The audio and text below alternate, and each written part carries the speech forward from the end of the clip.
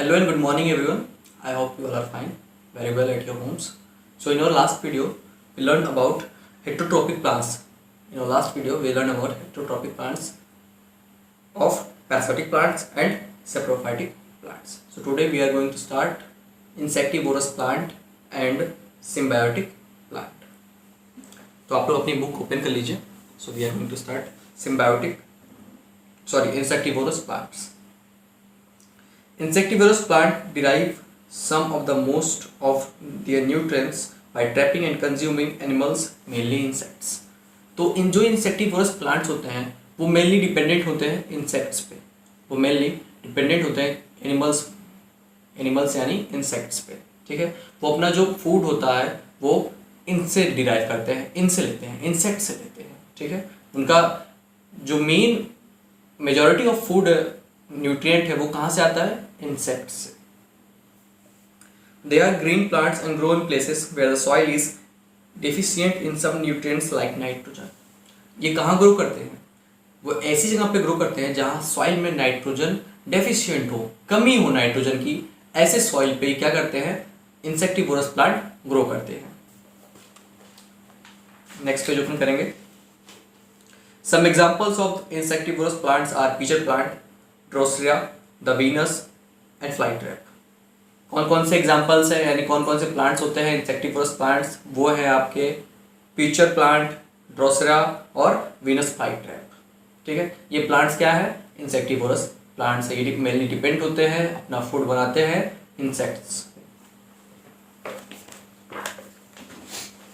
The pitcher of the pitcher plant is modified leaf. The apex of the leaf is modified into the lid to cover the mouth of the pitcher. तो pitcher plant के पास है ना, उसे pitcher plant क्यों कहते हैं? क्योंकि उसके पास एक पिचर होता है, उसके पास एक कुछ मुंह के तरीके का है ना, उसके लीव्स होती हैं. ठीक है.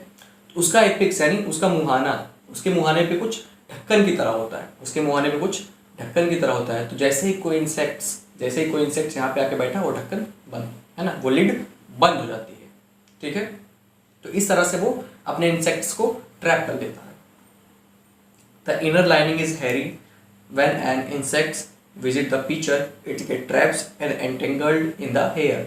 इसका जो इनर लाइनिंग होता है, यहाँ का पार्ट है ना, उस माउथ के अंदर का पार्ट, उस लीव्स का माउथ के अंदर पार्ट कैसा होता है? थोड़ा हेरी होता है ना. जैसे कोई मक्खी या कोई इंसेक्ट्स, कोई और चीज़ इसमें आती है, वो इसमें ट्रैप हो जाती है, फंस जाती है, और वो अपना मुंह यानी एपेक्स वो बंद कर लेता है, वो लिप्स क्लोज हो जाती है. The digestive juices are secreted in the pitcher and hence insect is digested. तो बंद होने के बाद क्या होता है? कुछ इसके पास जूसेस होते हैं है ना, वो सीक्रेट होते हैं, डाइजेस्टिव जूसेस. वो जो इंसेक्ट को क्या करते हैं? कन्वर्ट करते हैं स्मॉल पीसेस में, और वो डाइजेस्ट हो जाते हैं. ठीक है. और पिचर प्लांट उनके थ्रू अपना फूड लेता है. The last is symbiotic plants. तो हमारा लास्ट क्या है? Symbiotic plants. When two organisms live mutually by sharing shelter and nutrients, their association is called symbiosis or symbiotic relationship. ठीक है. यानी जब कोई दो ऑर्गेनिज्म है ना एक दूसरे से अटैच होके अपना फूड शेयर करें, अपना मोड ऑफ न्यूट्रिएंट शेयर करें, तो इन दोनों का जो अटैचमेंट है वो सिम्बायोसिस कहलाता है. और ऐसे प्लांट्स को हम बोलते हैं सिम्बायोटिक प्लांट्स. ठीक है. वो क्या कर देते हैं? एक दूसरे से अटैच हो जाते हैं, अपना मोड ऑफ न्यूट्रिएंट शेयर करते हैं, अपना फूड एक दूसरे से शेयर करते हैं, तो उनका अटैचमेंट कहलाता है सिम्बायोसिस. जैसे lichens are an example of symbiotic relationship in which fungi and algae live mutually together. यानी लाइकन्स जिसको हम बोलते हैं लाइचेंस, वो क्या होते हैं? नॉर्मली वो फंगी होते हैं, और फंगी और अलगे एक दूसरे के साथ अटैच होते हैं, सिम्बायोसिस हो जाता है उन दोनों का, और उन दोनों अपना mode of food, mode of nutrition share करते हैं. ठीक है.